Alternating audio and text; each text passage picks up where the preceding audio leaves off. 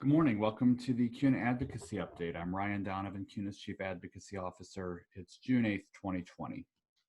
Here are three things you need to know about credit union advocacy this week.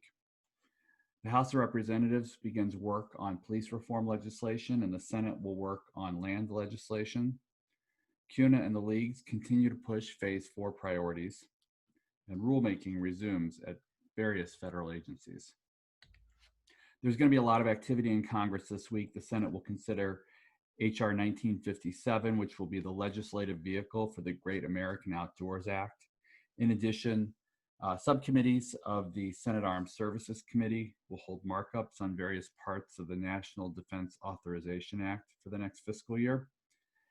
And while the House of Representatives won't hold any votes this week, leaders are expected to release new police reform legislation, and several committees have hearings scheduled. We're going to be engaged in hearings in the following committees. On Tuesday, the Senate Banking Committee will hold a full committee hearing on the oversight of housing regulators. On Wednesday, the Senate Small Business Committee is going to hold a hearing on implementation of Title I of the CARES Act. This was the title that contained the Paycheck Protection Program language. The House Committee on Financial Services will hold a subcommittee hearing entitled "The Rent is Due: America's Renters, COVID-19, and an Unprecedented Eviction Crisis." And the House Committee on Small Business is going to hold a hearing entitled "The Economic Injury Disaster Loan Program: A View from Main Street." On Thursday, the House Committee on Financial Services will hold a subcommittee hearing entitled "Inclusive Banking During a Pandemic: Using Fed Accounts and Digital Tools to Improve Delivery of Stimulus Payments." CUNA and the leagues continue to push Phase 4 legislative priorities. Last week, we engaged in hearings in the Senate Banking Committee on the implementation of Title IV of the CARES Act, and in the House Financial Services Committee on CDFI and minority depository institutions. Copies of our letters for these hearings are linked from the Advocacy Update email and available on the Removing Barriers blog. We continue to work on more than 60 issues related to the COVID-19 pandemic.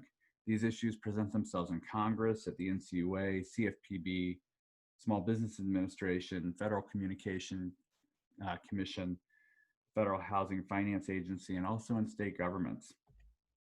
Discussions continue on Capitol Hill over a fourth round of comprehensive recovery legislation. And as Congress puts together this bill, we're intensely focused on these 8 issues. We're urging Congress to increase appropriations for the Community Development Financial Institution Fund and the Community Development Revolving Loan Fund.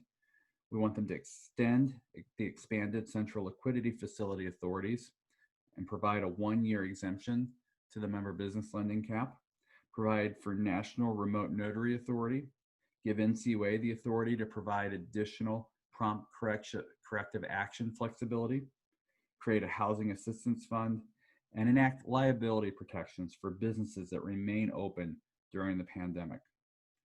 We expect the development of this bill will be slow.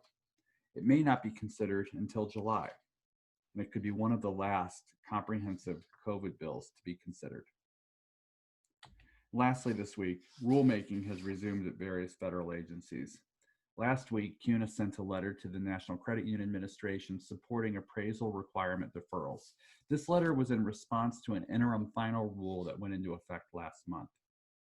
The CFPB and the Conference of State Bank Supervisors issued joint guidance to mortgage servicers to assist in complying with forbearance requirement provisions of the CARES Act.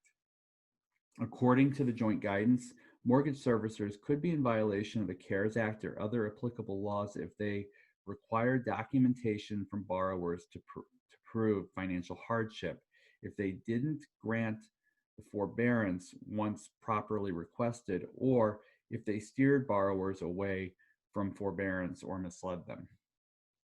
The CFPB issued a policy statement intended to help consumers receive prompt relief during the pandemic from credit card issuers. Regulation Z requires that creditors provide written disclosures to consumers for account opening disclosures and temporary rate or fee reductions. And the Federal Housing Finance Agency published a final rule on the Federal Home Loan Bank's housing goals.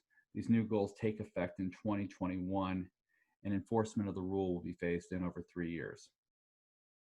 One more note.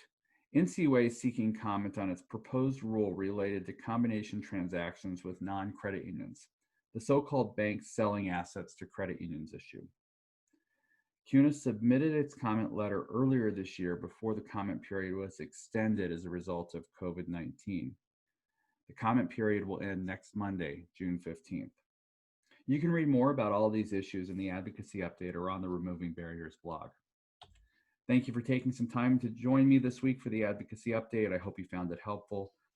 Please don't hesitate to reach out to me if you have any questions or concerns. Have a great week.